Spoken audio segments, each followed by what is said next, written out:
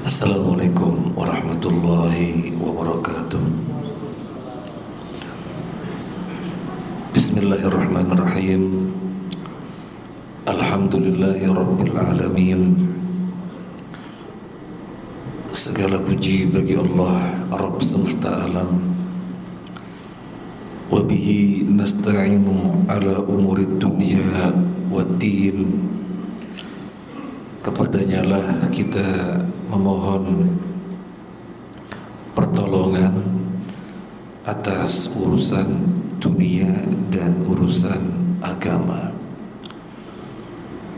Wassalatu wassalamu ala asyrafil anbiya'i wal mursalin wa ala alihi wa ashabihi ajma'in. Allahumma inna nas'aluka ilman nafi'a wa rizqan thayyiban wasi'a wa amalan mutaqabbala, amin ya rabbal alamin. Para jamaah rahiman wa rahimakumullah, alhamdulillah keberadaan kita di salah satu rumah Allah ini, yaitu masjid, adalah sebaik-baiknya keadaan. Kita menyadari betul tadi malam kita dimatikan, di mana orang tidur itu hakikatnya kematian, tapi kematian kecil.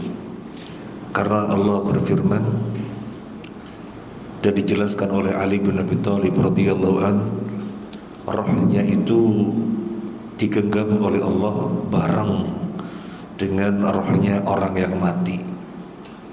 Bedanya, orang yang mati tetap digenggam, orang yang tidur rohnya dikembalikan lagi. Maka ketika kita aktivitas yang kita lakukan pertama kali setelah qiyamul lail adalah ke masjid, kita katakan sebaik-baiknya keadaan memulai aktivitas dari masjid, dari rumah Allah Azza wa Jalla. Terlebih keberadaan kita di sebaik-baiknya tempat ini kita gunakan untuk thalabul ilmi, menuntut ilmu. Ini merupakan kebaikan yang lainnya, karena dia kewajiban sebelum kewajiban apapun. Akhirnya insyaallah keberadaan kita kebaikan di atas kebaikan. Para jamaah rahimakumullah, biasanya kita membahas Al-Asma'ul Husna secara berkelanjutan. Pada pagi hari ini saya izin untuk membahas tema yang lain terlebih dahulu. Kita akan sama-sama mudzakarah, akan sama-sama mengingat-ingat kembali ilmu yang sudah kita dapatkan dari guru-guru kita tentang Al-Fatihah.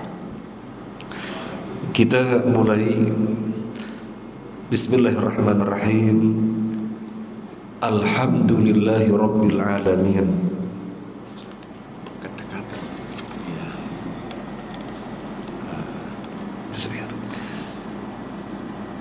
Alhamdulillahi rabbil alamin. Alhamdu, segala puji, lillahi, milik Allah, rabbil alamin, Tuhan semesta alam. Alhamdu, kita mengetahui terjemahnya segala puji, padahal bentuknya tunggal, hamdun, pujian. Tetapi kenapa terjemahnya plural, jamak, segala puji, pujian keseluruhannya? Terjemahnya plural, jamak. Mana yang menunjukkan jamak? Huruf al, alhamdu. Al di sini adalah al istiraqiyah. Jadi redaksinya dengan kata tunggal, tetapi maknanya jamak. Segala pujian, apapun bentuk pujian, dengan ucapan, dengan isyarat, dengan perbuatan, dengan bentuk apapun, hanya milik Allah saja. Kenapa demikian? Bukankah manusia juga terpuji dengan berbagai kelebihannya? Betul.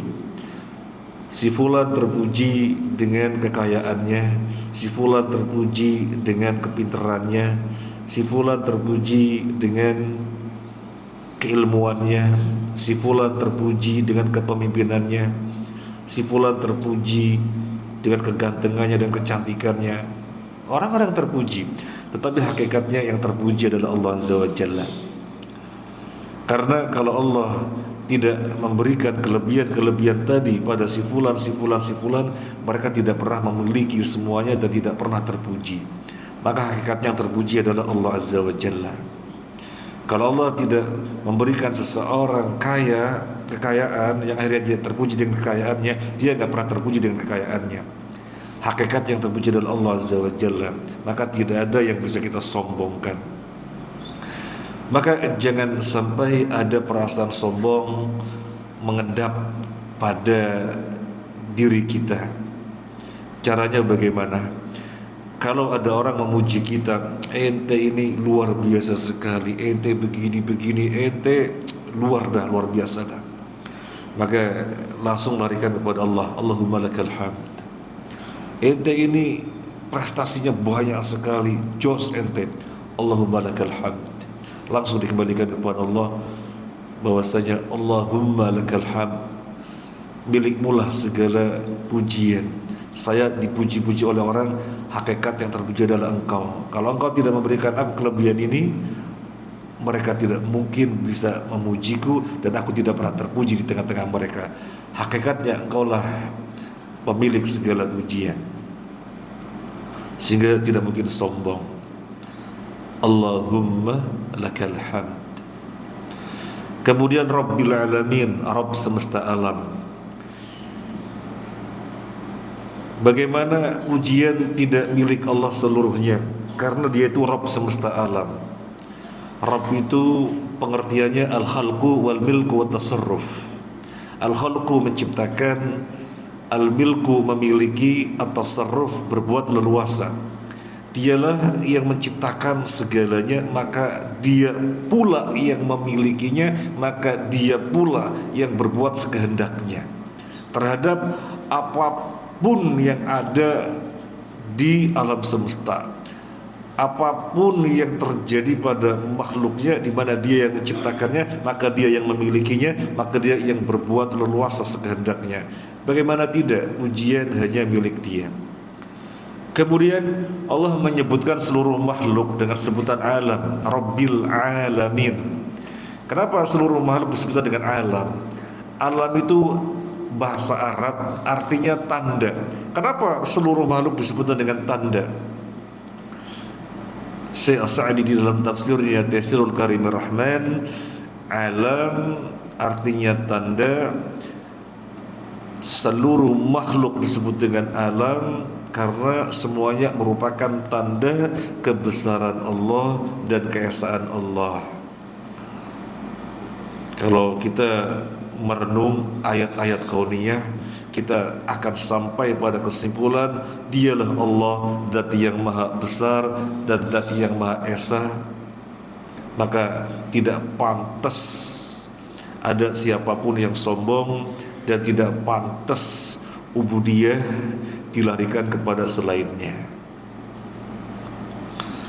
Dari sini kita merenung, karena ketika kita membaca Al-Quran diperintahkan bukan sekedar membaca, tetapi diperintahkan mentadabburinya.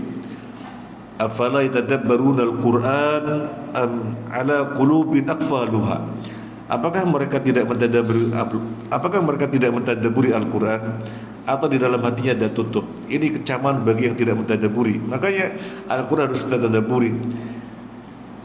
Kalau kita tahu Allah memberi sebutan untuk seluruh makhluk dengan sebutan tanda, yang merupakan tanda atas kebesaran dan keesaannya, maka semestinya orang semakin menguasai keilmuan tertentu, semakin menjadi pakar, semakin menjadi ahli, expert, dan yang lainnya. Sesungguhnya dia harus semakin merunduk, semakin tunduk kepada Allah. Karena berarti dia semakin memahami, semakin merasakan betapa Allah zat yang maha besar dan zat yang maha esa. Kalau yang terjadi orang semakin ahli, semakin menjadi master, semakin menguasai, semakin menjadi pakar, tetapi tidak malah semakin tunduk, maka ada something wrong. Apalagi setiap saat paling enggak 17 kali dia baca Alhamdulillahirabbil alamin. Kemudian Ar-Rahmanir Rahim. Siapa Allah yang Rabbil Alamin itu? Allah memperkenalkan dirinya sebagai Ar-Rahman dan sebagai Ar-Rahim. Ar-Rahman, zat yang maha rahmat terkait dengan perbuatannya. Ar-Rahman, zat yang maha rahmat terkait dengan zatnya. Ar-Rahim, zat yang maha rahmat terkait dengan perbuatannya. Allah zatnya maha rahmat dan perbuatannya juga maha rahmat. Itulah Allah Rabbil Alamin. Di sini Allah mengenalkan dirinya memiliki nama-nama yang mengandung makna yang otomatis merupakan sifatnya, dan kita diperintahkan mempelajarinya. Walillahil asmaul husna fad'uhu biha wa dharul ladzina yulhiduna fi asma'ihi sayujzawna ma kanu ya'malun. Dalam surat Al-A'raf, Allah memiliki al-asmaul husna, panggil dia dengan al-asmaul husna tersebut. Lalu bagaimana kita memanggil kalau kita tidak tahu? Menunjukkan perintah agar kita mempelajarinya, dan di dalam mempelajarinya jangan sampai salah. Di mana kelanjutan ayat ini Allah mengecam yang sampai salah di dalam memahami al-asmaul husna. Wa dharul ladzina yulhiduna fi asma'ihi sayujzawna ma kanu ya'malun. Tinggalkanlah oleh kalian orang-orang yang menyimpang di dalam masalah nama-namanya. Tinggalkan, mereka akan diazab atas apa yang mereka perbuat. Jadi di satu sisi Allah perintahkan agar kita mempelajarinya, pada saat yang sama kita dikecam kalau sampai salah. Makanya itu kan alasan kenapa kita berkelanjutan mempelajari al-asmaul husna. Itu diantara alasannya. Kemudian Alhamdulillahi Rabbil Alamin Ar-Rahmanir Rahim. Ini mengandung makna roja, berharap. Segala puji bagi Allah, Rabb semesta alam, zat yang maha rahmat terkait dengan zatnya, dan zat yang maha rahmat terkait dengan perbuatannya. Oh, Allah maha rahmat, rahmatnya sangat luas sekali. Wasi'at rahmati kulla syai', kata Allah, rahmatku mencakup segalanya. Dan di dalam hadis qudsi Allah berfirman, rahmatku mengalahkan murkaku. Jadi rahmat Allah itu luar biasa. Maka dari sini ada makna roja. Jangan sampai kita tidak berharap. Perbanyak, perkuat, tingkatkan harapan-harapan kita kepada Allah. Bagaimana tidak, Dia zat yang maha rahmat. Kemudian kalau kita membaca Maliki Yaumiddin, zat yang memiliki hari kiamat, atau kalau dibaca pendek Maliki Yaumiddin, zat yang merajai hari kiamat. Di sini ada makna khauf, takut, karena berbicara tentang hari kiamat adalah berbicara tentang ahwal, perkara-perkara yang sangat mengerikan, yang sangat dahsyat. Manusia dikumpulkan di mahsyar dan seterusnya, proses sampai kemudian masuk surga atau neraka, dan berdirinya sendiri sudah sangat lama sekali. Maka ketika kita membaca Maliki Yaumiddin, ada makna khauf, rasa takut. Alhamdulillahi Rabbil Alamin Ar-Rahmanir Rahim, maknanya roja, berharap. Maliki Yaumiddin maknanya khauf, takut.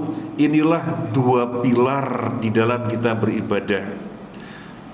Peribadahan kita kepada Allah ubudiyah kita kepada Allah, penghambaan kita kepada Allah akan ditunaikan dengan sebaik-baiknya secara kuantitas dan kualitas ketika selalu dihadirkan dua pilar ini, roja dan khauf. Di antara contohnya, kenapa sih bapak-bapak ke masjid, wong bisa sholat di rumah kok, kan sama-sama sah. Oh, ke masjid 27 derajat, di rumah sendirian 1 derajat, dosa lagi. Ya sah, memang sah, tapi dosa gara-gara tidak berjamaahnya. Jadi dilihat kenapa kemudian semangat ke masjid 27 derajat.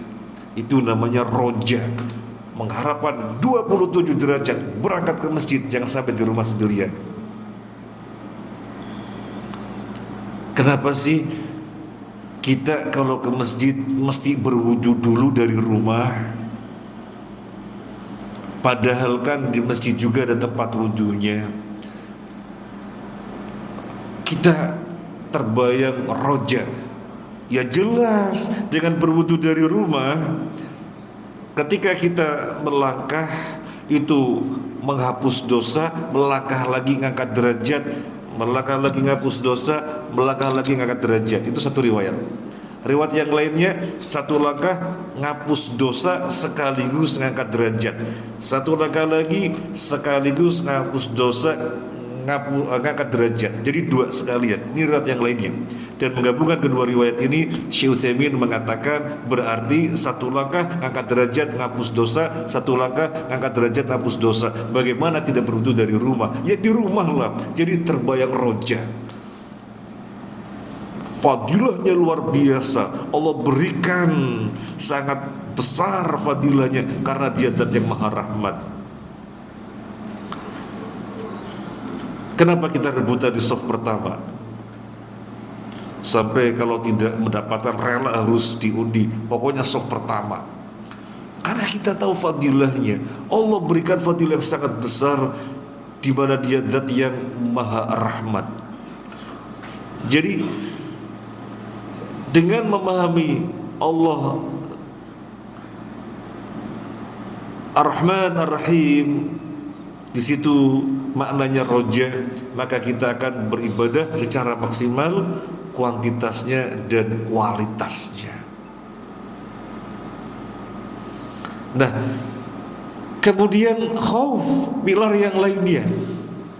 Khauf, pilar yang lainnya juga demikian, menjadikan kita beribadah secara khusus kualitasnya. Saya memang sholat, tapi apa iya sholat saya diterima? Oh hati-hati, jangan sampai tidak diterima. Dijaga keikhlasannya. Jangan-jangan sholatnya saya cuma 10%. Wah gimana biar paling enggak mencapai 100% atau syukur-syukur 100%, dijaga kekhusyuannya. Takut tidak diterima, takut kalau nilainya cuma sedikit. Itu khauf. Kemudian beraktivitas bisnis jual beli, tidak mau menipu, tidak mau bohong. Padahal bohong kata pedagang sesuatu yang lumrah. Oh enggak, saya takut. Akhirnya tidak pernah bohong. Jadi pilar khauf menjadikan orang hati-hati di dalam menjalani kehidupan dunia atau di dalam rangka menghambakan diri kepada Allah, akan sangat hati-hati sekali. Itu ketika kita membaca Maliki Yaumiddin. Jadi alhamdulillahirabbil alamin, Ar-Rahmanir Rahim maknanya roja, Maliki Yaumiddin maknanya khauf. Dan khauf orang yang satu dan orang yang lainnya berbeda-beda. Sebagaimana roja yang orang yang satu dari roja orang yang lainnya juga berbeda-beda, tergantung bagaimana pemahaman kita dan tergantung bagaimana kita mengkondisikan keimanan kita, berbeda-beda. Orang yang ketika membaca Maliki Yaumiddin tergambar bagaimana urutan di akhiratnya, tentunya lebih bisa khusyuk lagi. Nanti ketika dibangkitkan dari alam barzakh, orang itu dikumpulkan di satu tempat, di mahsyar, tempat pengumpulan. Tempat pengumpulan berdirinya sangat lama, kepanasan, kehausan yang sangat dahsyat. Maka kemudian Allah perlihatkan telaga untuk umat Nabi Sallallahu Alaihi Wasallam, telaganya telaga Kautsar.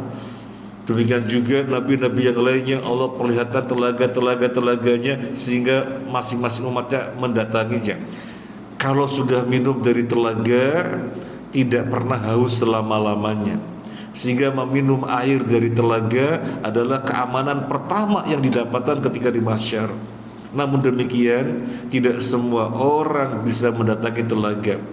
Disebut dalam satu riwayat, ketika umat Nabi SAW mendatangi telaga Kautsar, ada yang tidak bisa mendatanginya. Kasihan tidak bisa mendatanginya, sehingga Nabi bermunajat, Rabbi ashabi ashabi, ya Allah, mereka umatku, kenapa mereka tidak bisa mendatangi telaga Kautsar yang kau khususkan untukku? Mereka umatku, kenapa gak bisa mendatanginya?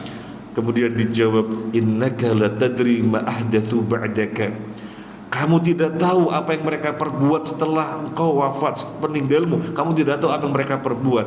Mereka berbuat semaunya sendiri, tidak mengikuti petunjuk kamu. Nah, ini sekaligus menunjukkan ancaman bagi orang yang berbuat bid'ah, gak bisa mendatangi telaga Kautsar. Kemudian minumlah dari telaga Kautsar. Kemudian setelah itu lanjut berdiri, dan berkepanjangan berdirinya. Memang sudah tidak haus, tapi berkepanjangan berdirinya, mereka butuh disegerakan. Jangan berlama-lama berdiri. Maka di situ ada namanya syafaat uzma. Syafaat yang hanya diberikan oleh Nabi Muhammad SAW saja, yang diizinkan hanya beliau saja. Padahal seluruh Nabi bisa memberi syafaat, para malaikat memberi syafaat, dan bahkan orang mukmin pun memberi syafaat. Allah izinkan semuanya. Tapi ada satu kondisi yang hanya memberikan cuma Nabi SAW saja. Manusia keseluruhannya berbondong-bondong datang menemui Nabi Adam. Adam, antal abu, antabul basyar. Kau adalah bapaknya seluruh manusia. Engkau diciptakan oleh kedua tangan Allah langsung. Jadilah syafaat untuk kami. Adam mengatakan gak bisa. Kemudian mereka mendatangi Nabi Ibrahim. Wahai Ibrahim, engkau Khalilur Rahman, jadilah syafaat untuk kami. Gak bisa. Kemudian mereka mendatangi Nabi Musa. Wahai Musa, anta kalimullah, engkau adalah Nabi yang diajak langsung bicara oleh Allah. Kalau nabi-nabi yang lainnya tidak langsung diajak bicara, tetapi dibalik tabir melalui wahyu, engkau langsung diajak bicara oleh Allah. Jadilah syafaat untuk kami. Gak bisa. Mereka mendatangi Nabi Isa berbondong-bondong. Nabi Isa juga mengatakan gak bisa. Mereka mendatangi Nabi SAW, dan Nabi mengatakan analah, iya, aku diizinkan untuk itu. Kemudian Nabi sujud SAW, dan Nabi memuji-muji Allah dengan pujian yang diajarkan ketika itu. Kemudian diperintahkan irfa' ra'sak, angkat kepalamu. Was'al tu'ta, mintalah niscaya kamu diberi. Washfa' tusyaffa', dan berilah syafaat karena kamu telah diizinkan untuk memberi syafaat. Maka Nabi memberi syafaat kepada siapapun yang Allah ridhoi, sehingga tidak berlama-lama berdiri. Karena mendapatkan syafaat Nabi sallallahu alaihi wasallam, dipercepat prosesnya. Kemudian apa yang terjadi setelah itu? Ditampakkan amalan-amalan. Ditampakkan amalan-amalan. Semua manusia menyaksikan amalan-amalan yang diperbuatnya selama hidupnya. Dan ketika amalan-amalan itu ditampakkan, masih bisa terjadi sesama manusia juga terhadap jin, terhadap setan, saling menyalahkan. Gara-gara kamu, gara-gara kamu. Jadi ada satu kondisi manusia saling menyalahkan, gara-gara kamu, gara-gara kamu. Ini ketika amalan ditampakkan, belum dibagi, baru ditampakkan. Di situ terjadi saling menyalahkan, saling membela diri. Bahkan setan yang disalah-salahkan, setan gak mau disalahkan. Dalam surat Ibrahim, wa qala syaitanu lamma qudiya al-amru innallaha wa'adakum wa'dal haqqi wa wa'adtukum fa akhlaftukum Wa ma kana li 'alaikum min sultanin illa an da'awtukum fastajabtum li fala talumuni wa lumu anfusakum ma ana bimusrihikum wa antum bimusrikhi inni kafartu bima asyraktumuni min qabl innadh dhalimina lahum 'adzabun alim. Setan mengatakan di saat urusan dilakukan, apa kata setan? Allah kan berjanji kepada kalian dengan janji yang hak. Aku juga karuan menjanjikan kalian dan aku menyelisihi, aku mengingkari. Oh, sudah jelas Allah menjanjikan untuk kalian janjinya hak. Aku memang janji tapi aku menyelisihi. Aku kan cuma ngajak-ngajak toh. Aku cuma ngajak-ngajak toh. Wa ma kana li'alaikum min sultan illa da'utukum. Aku gak punya kekuasaan apa-apa. Aku cuma ngajak-ngajak toh. Fastajabtum li, tapi kalian yang ikuti ajakanku. Fala talumuni walumu anfusakum. Celalah diri kalian sendiri, jangan mencela aku. Ma ana bimusrihikum wa ma antum bimusrikhi. Aku gak bisa menolong kalian sebagaimana kalian juga gak bisa menolong aku. Inni kafartu bima asyraktumuni min qabl. Aku mengingkari apa yang kalian persekutukan sebelumnya. Aku mengingkari apa yang kalian persekutukan aku sebelumnya. Setan tidak mau disalahkan. Kurang ajar sekali, gak mau mengakui. Padahal selama ini kerjanya menjerumuskan kita, memberikan was-was kepada kita, menggoda kita. Nanti gak mau disalahkan. Makanya sudah, bye-bye kepada setan. Jangan ditemanin lagi, gak mau ngaku nanti. Nah, ini ketika amalan ditampakkan, kemudian buku catatan pun dibagi. Ketika buku catatan dibagi, sudah iqamatul hujjah. Apa yang dibaca, apa yang tertera di buku catatan itu, itulah yang semuanya mengakuinya. Tidak ada satupun yang mengingkarinya. Semuanya mengingkarinya. Tidak ada satupun yang bisa mengingkarinya. Tercatat sangat lengkap. Tidak ada yang tertinggal sedikit pun. Dan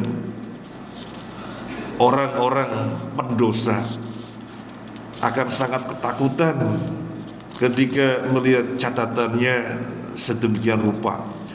Wa wudi'al kitab fataral mujrimina mushfiqina mimma fi wa yaqulun ya wailatana ma li hadzal kitab la yughadiru saghiratan wala kabiratan illa ahsaha wa wajadu ma 'amilu hadira wa la yadhlimu rabbuka ahada.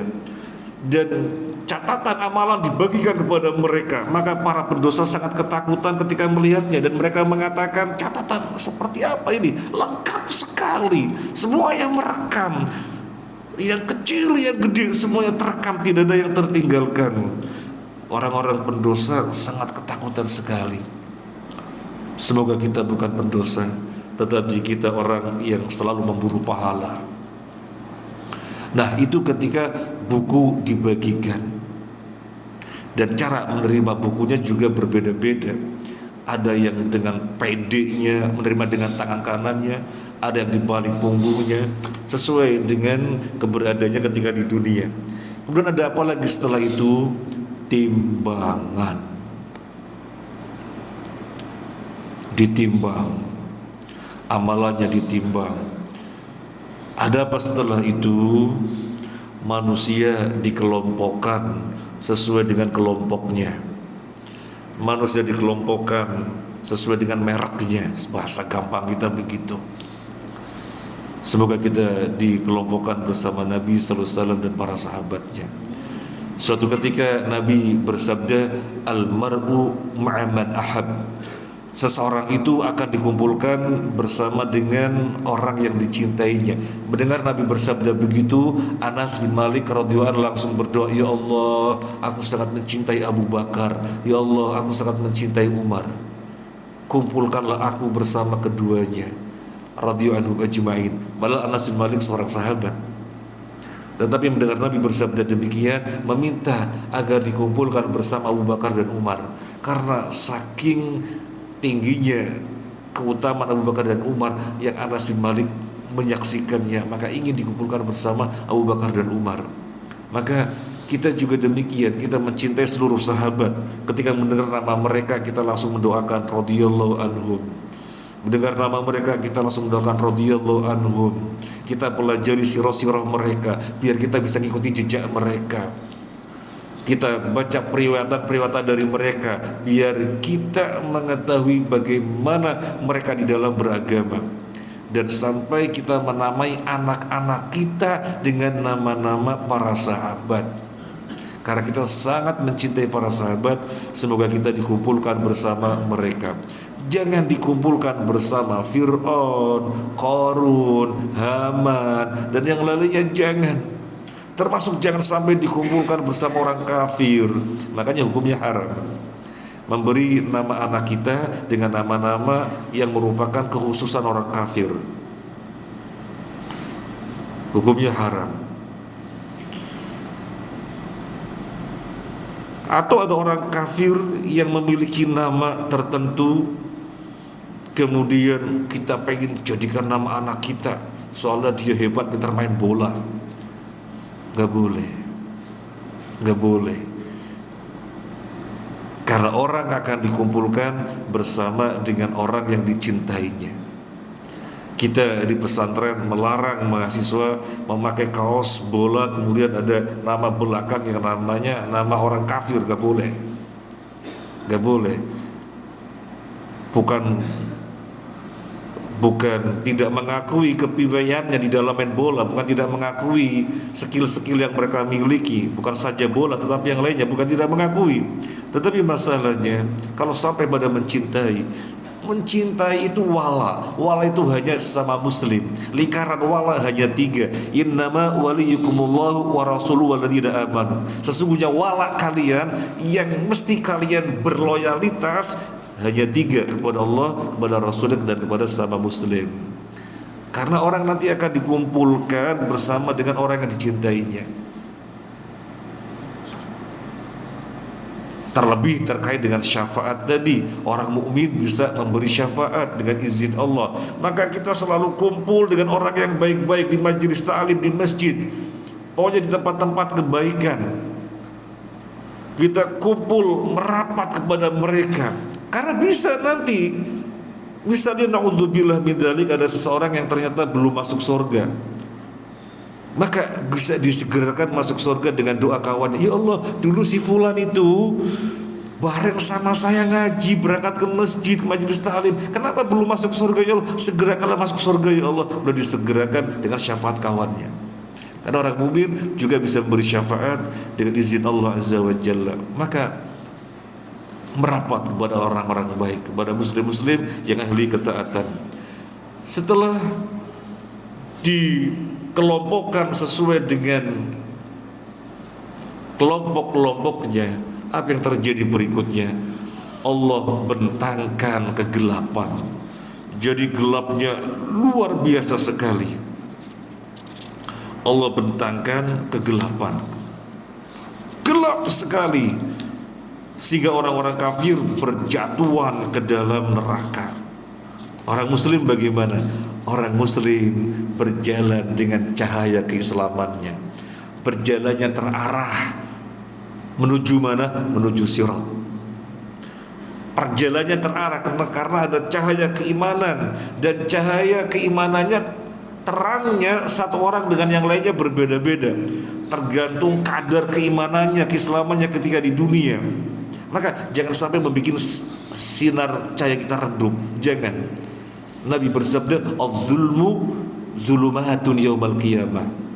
Kedzaliman itu adalah kegelapan pada hari kiamat. Syekh Utsaimin rahimahullah taala menjelaskan, orang kalau berbuat kedzaliman nanti cahaya semakin redup. Maka jangan berbuat kedzaliman, biar sinar kita terang nanti di saat Allah bentangkan kegelapan. Di saat Allah bentangkan kegelapan, sinar kita begitu terang menghantarkan kita secara terarah menuju sirat. Ketika dibentangkan kegelapan, orang munafik yang selama ini di dunia mempermainkan orang-orang muslim, bikin kesel orang muslim. Karena mau dibilang muslim ya memang KTP-nya muslim, untuk konteks sekarang pakai KTP. Mau dibilang kafir ya pantas, ucapannya, komentarnya, perilakunya kayak orang kafir. Ini merepotkan sekali, ini musuh dalam selimut, mempermainkan kaum muslimin. Maka di akhirat nanti akan dipermainkan oleh Allah, akan dibalas di saat dibentangkan kegelapan. Di dalam surat Al-Hadid disebutkan, yauma yaqulul munafiquna wal munafiqatu lil ladzina amanu nzuruna naqtabis min nurikum qila irji'u wara'akum faltamisu nura faduriba bainahum bisurin lahu babun batinuhu fi rahmah wa dhahiru min qibalil adzab yunadunahum alam nakum ma'akum qalu bala walakinnakum fatantum anfusakum wa tarabbastum wartabtum wa gharatkumul amaniyyu hatta jaa amrullahi wa gharrakum billahil gharur. Pada hari munafik laki-laki dan munafik perempuan mengatakan kepada orang-orang yang beriman, unzuruna naqtabis min nurikum, tunggu kami biar kami meraih cahaya kalian, biar kami bisa nebeng cahaya kalian, tunggu kami. Kemudian kepada orang-orang munafik ini Allah perintahkan qilarji'u wara'akum faltamisu nura. Oh, cahaya kalian di sana, di belakang sana. Qilarji'u wara'akum faltamisu nura. Cahaya kalian di belakang sana. Ambil cahaya kalian di belakang sana. Mereka mundur pada ke belakang. Waduriba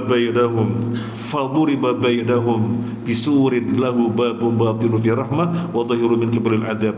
Begitu mereka ke belakang untuk mencari cahayanya, Allah pagari mereka dengan pagar yang memisahkan orang munafik dengan kaum mukminin. Jadi mereka dipermainkan oleh Allah, itu balasan karena di dunia mempermainkan kaum muslimin. Jadi akhirnya nggak bisa ngeriwui lagi. Muslim berjalan dengan cahayanya sampai di atas sirat. Nabi sallallahu alaihi wasallam yang pertama kali di atas sirat, Nabi melewatinya, Allahumma sallim sallim, Allahu akbar. Sampai di atas sirat Nabi masih mendoakan umatnya.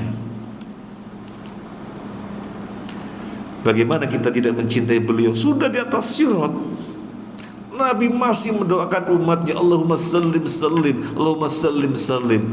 Ya Allah selamatkanlah, selamatkanlah. Nabi lewat, kemudian disusul umatnya dengan kondisi yang berbeda-beda.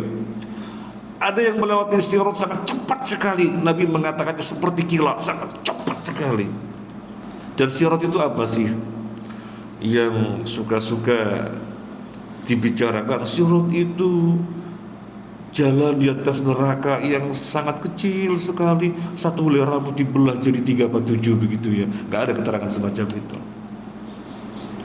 Yang ada keterangannya dalam Sahih Bukhari dan Muslim. Sirat itu jembatan di atas neraka yang jalannya di sana terdapat besi-besi yang akan merobek-robek orang yang melewatinya, yang akan mencabik-cabik orang yang melewatinya.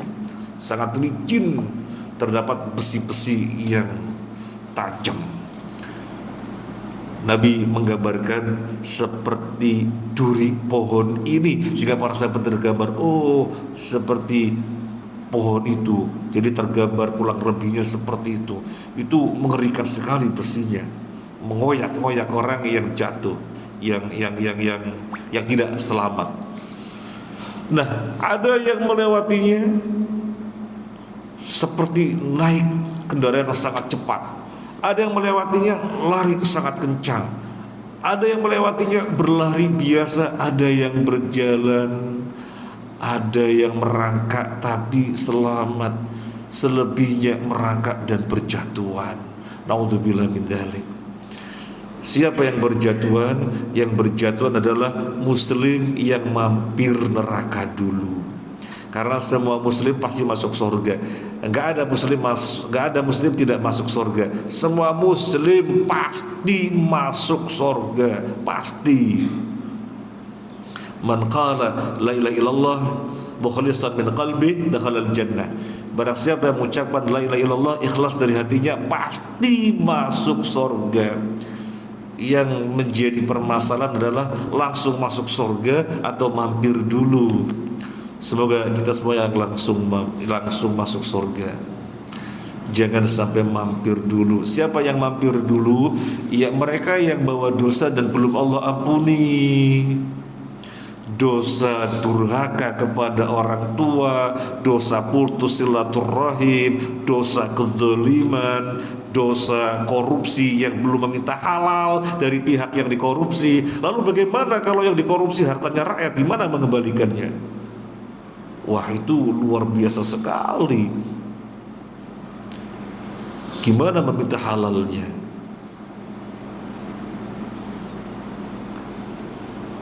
Kalau dosa hanya terkait dengan hak Allah, lebih mudah dari sisi apa?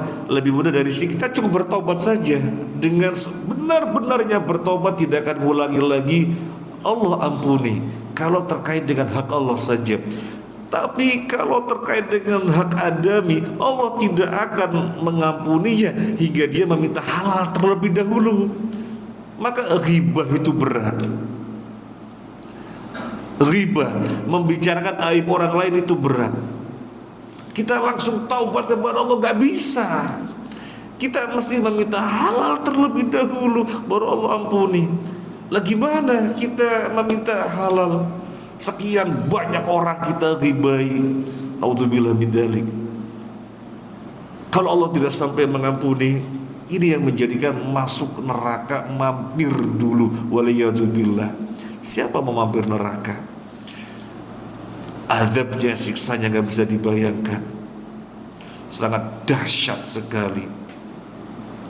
Nah, kemudian orang-orang yang selamat dikumpulkan terlebih dahulu fi arasatil jannah, dikumpulkan di halaman surga, tidak langsung masuk. Untuk di apa? Bahasa kita untuk dikarantina, sehingga dibersihkan semua kedengkiannya dan masuk surga dalam badan gak ada kedengkian. Ini proses di akhirat nanti yang kita sampaikan secara singkat, secara global. Kalau dibaca riwayatnya sangat mengerikan sekali. Sehingga kembali kepada yang kita sampaikan tadi, ketika kita membaca Maliki Yaumiddin, di situ ada makna khauf yang merupakan pilar ibadah bersama pilar yang lainnya, yaitu roja. Di dalam penghambaan kita kepada Allah setiap hari, hadirkan dua pilar ini, roja dan khauf, selalu hadirkan. Jangan cuma satu tok. Kalau cuma satu tok, roja tok, bahaya. Allah kan maha pengampun, maha rahmat, maha pengasih, maha penerima taubat. Yang dilihat cuma roja tok, berharapnya saja. Yang terjadi dia gak hati-hati, berbuat maksiat, nipu, dan yang lain-lainnya. Lo kamu kok merugikan orang lain, gampang taubat. Lo kamu kok berbuat dosa, gampang taubat. Lo kamu kok berbuat begitu kerusakan, Allah maha pengampun. Gara-garanya yang dilihat cuma roja. Demikian pula tidak boleh yang dilihat hanya khauf. Yang dilihat hanya khauf, takut. Adabnya sangat dahsyat, luar biasa mengerikan. Gak ada tandingannya adab di akhirat dibandingkan adab di dunia. Seberat-beratnya siksa di dunia gak ada artinya sedikit pun dibandingkan dengan adab di akhirat. Berarti luar biasa sekali, sangat mengerikan sekali. Kemudian takutnya luar biasa, menjadikan orang tidak mau bergaul dengan manusia, di goa saja. Takut nanti kalau ngomong keceplosan dosa apa, terus sembunyi di goa saja. Ya akhirnya gak benar. Maka hadirkan keduanya, khauf dan roja. Hadirkan keduanya, khauf dan raja. Kemudian kalau kita lanjutkan ayat yang berikutnya adalah iyyaka na'budu wa iyyaka nasta'in. Iyyaka na'budu wa iyyaka nasta'in. redaksinya iyyaka didahulukan baru na'budu, wa iyyaka didahulukan baru nasta'in. Untuk faedah apa? Untuk faedah lil hasr, pembatasan, menutup dari masuknya wa dan. Jadi hanya kepadamu kami menyembah, iyyaka na'budu wa iyyaka nasta'in, hanya kepadamu kami minta tolong. Jadi tertutup masuknya wa dan tertutup. Tapi kalau kita mengatakan na'budu iyyaka, kami menyembah kepadamu, dan nyiroro kidul dan nyiloro blorang dan nyiloro rorororororo, kepada dedemit, kepada jimat-jimat raja-raja, masih masuk wa. Tapi kalau iyyaka na'budu lil hasr, membatasi. Demikian juga wa iyyaka nasta'in, hanya kepadamu kami minta tolong. Jadi secara redaksi kalimat menunjukkan penegasan tauhid. Setiap saat kita diingatkan penegasan tauhid, iyyaka na'budu wa iyyaka nasta'in, maka semoga berpengaruh pada kita. Minimal 17 kali kita membaca iyyaka na'budu wa iyyaka nasta'in. Jadi diingatkan tentang masalah ketauhidan kita. Maka semoga berpengaruh sehingga kita menjadikan ketauhidan yang ada pada kita 24 karat kalau dalam dunia emas. Karena kalau tauhidnya 24 karat masuk surga tanpa hisab. Memang jumlahnya sedikit. Nabi mengatakan 70.000 orang dari umatnya sedikit yang 24 karat, sedikit. Tetapi masih ada harapan. Karena setiap 1.000 dari 70.000 membawa 70.000 yang lainnya. 1.000 dari 70.000 membawa 70.000 yang lainnya. Masih ada harapan. Meskipun itu pun masih sedikit dibandingkan dengan jumlah umat Nabi sejak Abu Bakar As-Siddiq sampai hari kiamat nanti, jumlahnya berapa miliar barangkali. Sedikit, tetapi harus diupayakan. Harus diupayakan. Ini ditegaskan sisi ketauhidannya. Makanya kata Ustaz Firanda hafidhahu wa ta'ala, saya menjumpai kitab tauhid yang ditulis oleh Syekh Muhammad At-Tamimi adalah sebaik-baiknya kitab tauhid. Biasanya kalau orang yang baru ngaji, kita arahkan ngaji kitab ini. Kemudian Al-Usul Ats-Tsalatsah, kemudian Kasyfus Syubuhat. Jadi berurutan. Kitab tauhid yang ditulis Syekh Muhammad At-Tamimi isinya sekitar 64 bab. Tetapi Allahu Akbar, segala apapun yang terkait dengan tauhid dibahas semuanya. Kayaknya kita tidak menjumpai kecuali mesti terbahas. Sampai ucapan harian yang kita memandangnya itu bahasa biasa, ucapan biasa, tetapi bisa menciderai tauhid. Dan Ibnu Abbas menjelaskan ketika menukil ayat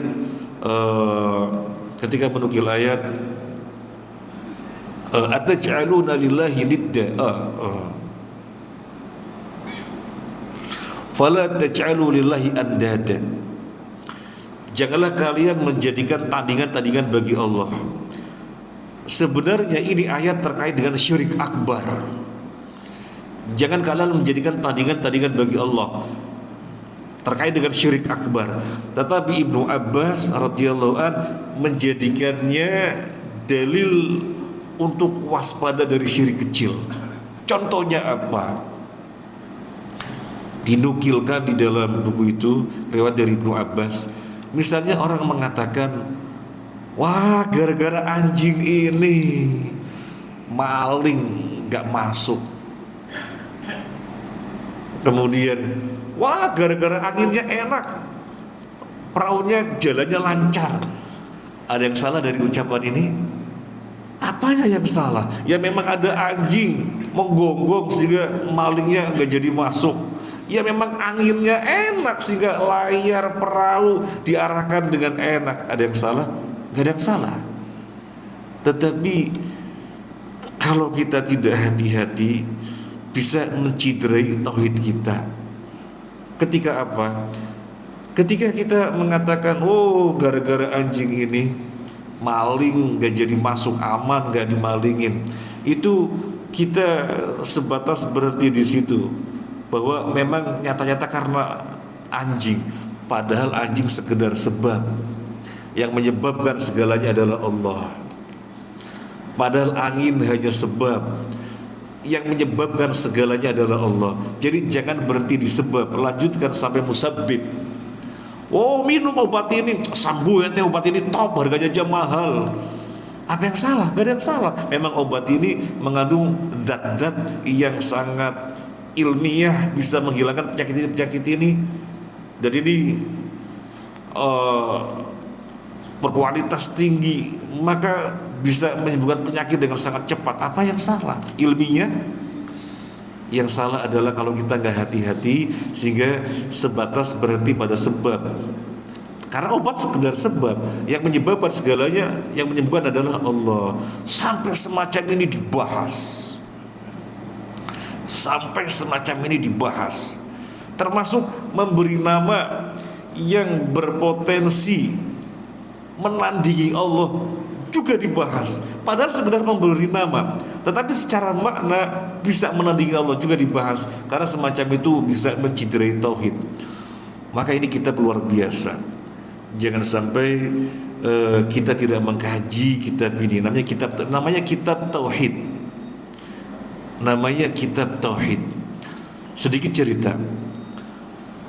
Saya diceritakan oleh Syekh Muhammad bin Abdul Aziz Al-Hudhairi ketika kita ngaji dengan beliau.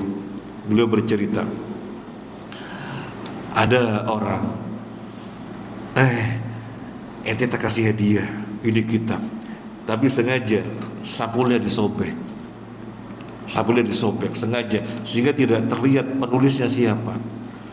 Dia buka dari bab 1, bab 2, bab 3 sampai 64 atau 67 gitu ya, kalau nggak salah 64.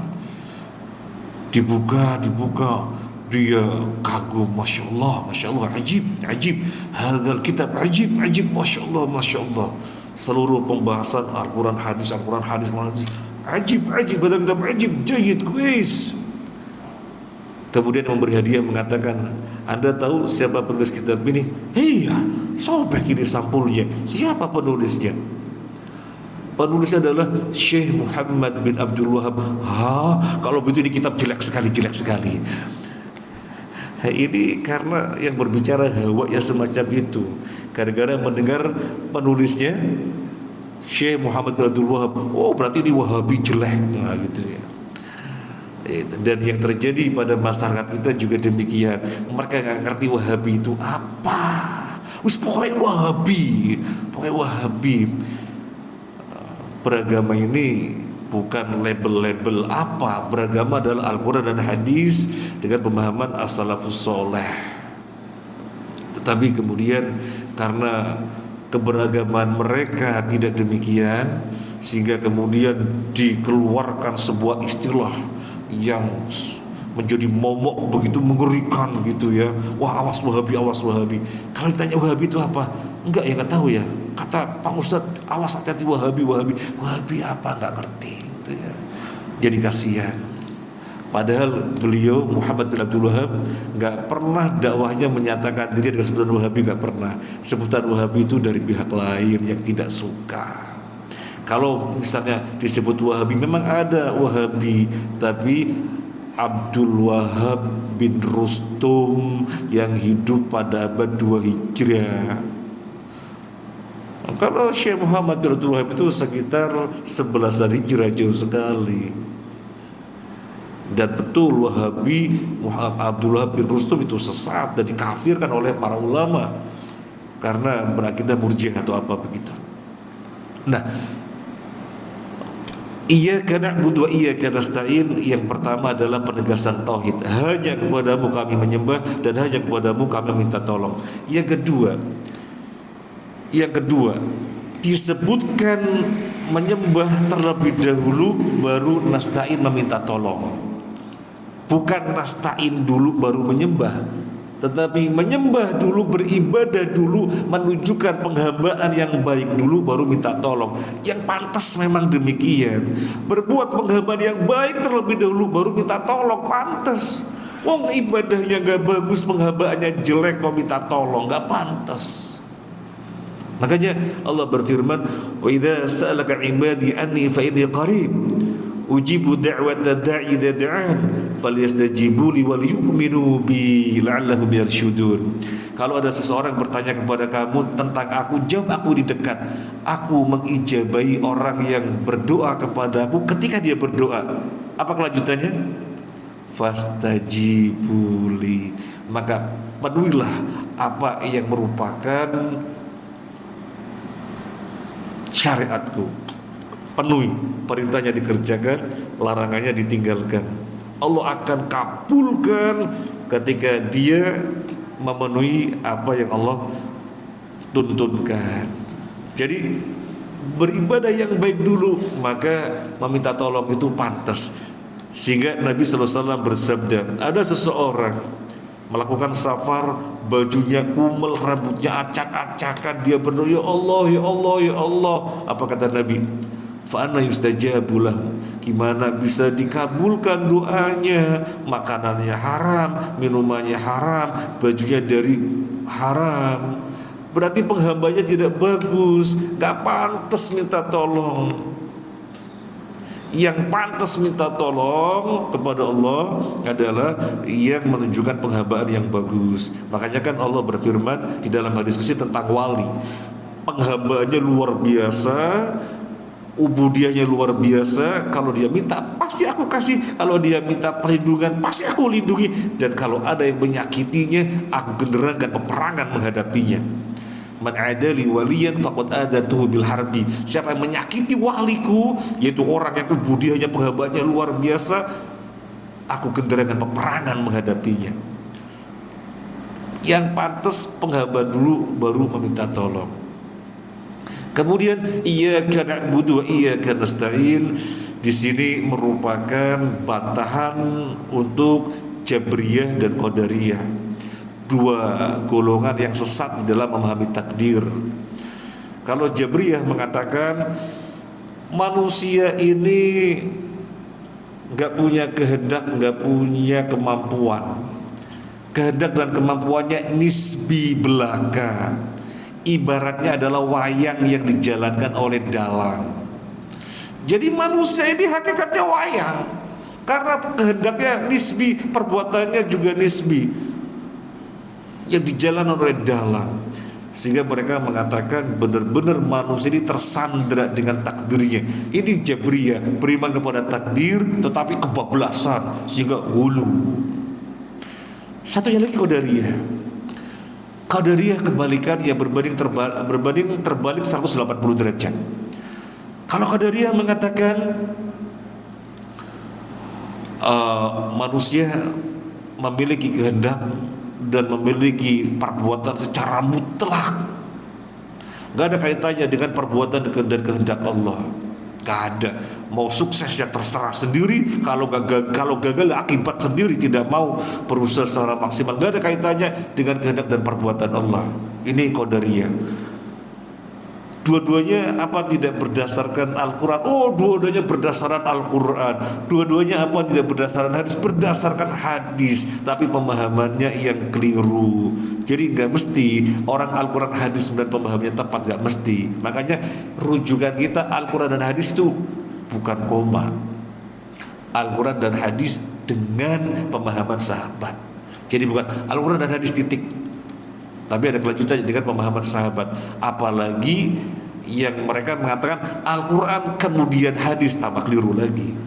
Karena ada kelompok yang mengatakan Al-Quran kemudian hadis, sesat. Yang betul Al-Quran dan hadis. Dan itu pun bukan koma, bukan titik tapi koma, dengan pemahaman sahabat. Nah, maunya orang Qadariyah itu bagus. Ini pemikiran Qadariyah, bagus pemikirannya. Kalau kita beriman kepada takdir, berarti kita harus mengatakan Allah zalim. Soalnya beriman kepada takdir itu kan berarti kita meyakini segalanya telah ditetapkan. Ahli surga telah ditetapkan sehingga pasti masuk surga.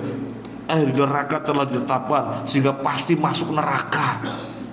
Loh, Kemudian kenyataannya yang ditetapkan sebagai ahli surga dia berbuat maksiat, pol. Yes, gak ngaruh. Wong sudah ahli surga pasti masuk surga. Kan berarti Allah zalim. Kemudian yang dicatat sebagai ahli neraka, kenyataannya dia berbuat ketaatan luar biasa. Nggak ngefek, nggak ada artinya. Wis neraka yo pasti neraka. Berarti kan Allah zalim. Makanya jangan beriman pada takdir. Makanya jangan beriman kepada takdir. Beriman kepada takdir hanya menghantarkan kita untuk memahami Allah itu zalim. Pemikirannya bagus, tetapi yaitu beragama hanya dibimbing oleh akal, sehingga ayat Al-Quran dan hadis terkait dengan takdir dipahami secara keliru juga. Nah ini Qadariyah akhirnya mengatakan sudahlah, manusia mau sukses atau gagal terserah dirinya, gak ada kaitannya dengan kehendak dan perbuatan Allah. Mutlak manusia itu kehendak perbuatannya. Berbanding terbalik 180 derajat dari Jabriyah. Nah maka Allah bantah, iyyaka na'budu. Allah bantah, iyyaka na'budu, hanya kepadamu kami menyembah. Kita menghendaki hanya menyembah kepada Allah. Apa kita dipaksakan? Apa kita tersandera? Apa kita menghendaki? Bapak-bapak, ibu-ibu rahimakumullah, tadi berangkat dari rumah, apa merasa ada yang meremot? Apa kemudian menghendaki sendiri sampai di Masjid Al-Ihsan ini? Menghendaki sendiri. Bapak ibu menghendaki menyembah Allah saja, tidak mau berhala dari yang lainnya, menghendaki dari dirinya atau ada yang memaksakan? Dirinya. Berarti manusia berkehendak dan berkemampuan secara hakiki, bukan nisbi, bukan tersandera. Bantahan untuk Jabriyah. Maka iyyaka na'budu, kami hanya menyembah kepada kita berikrar hanya menyembah kepadamu. Berarti kita memiliki kehendak hakiki, memiliki perbuatan hakiki. Nyata-nyata kita sholat untuk Allah saja, gak mau ria dan gak mau di hadapan petekong, gak mau Allah saja. Berarti memiliki kehendak dan perbuatan hakiki, bukan nisbi. Membantah Jabriyah. Kemudian Bapak Ibu, kita baca wa iyyaka nasta'in, hanya kepadamu kami minta tolong. Kita loh mengatakan minta tolong, artinya kehendak dan perbuatan kita tidak mutlak dari kita, tapi terkait dengan kehendak dan perbuatan Allah. Membantah Qadariyah. Jadi dengan membaca iyyaka na'budu wa iyyaka nasta'in, kita diingatkan untuk memahami pemahaman takdir yang benar, jangan salah. Mohon maaf, beberapa waktu yang lalu ada sekitar 20 orang datang menemui saya. Mereka curhat, kami ngaji kepada seorang ustadz dan kami diajari jangan percaya kepada takdir, soalnya begini-begini, dan jangan percaya kepada syafaat, soalnya begini-begini. Dan kita bilang, berarti pengajiannya nggak benar dong. Tapi penjelasannya begini, itu akal semata. Sudah kita bikin kajian. Beberapa di antaranya adalah dosen UNER, dosen ITS. Kita bikin kajian. Kemudian kita ngaji selama 1 tahun dan mereka keluar semuanya dari majelis taklim itu karena pemahaman yang ngawur. Nah, Bapak Ibu rahimakumullah, belum sampai waladhdallin ya. Apa sampai waladhdallin? Nanti kelamaan. Ini saja, terima kasih banyak. Mohon maaf atas hal yang kurang berkenan. Semoga bermanfaat. Mohon maaf atas hal yang kurang berkenan. Subhanakallahumma wa bihamdika asyhadu an la ilaha illa anta astaghfiruka wa atubu ilaik. Assalamualaikum warahmatullahi wabarakatuh.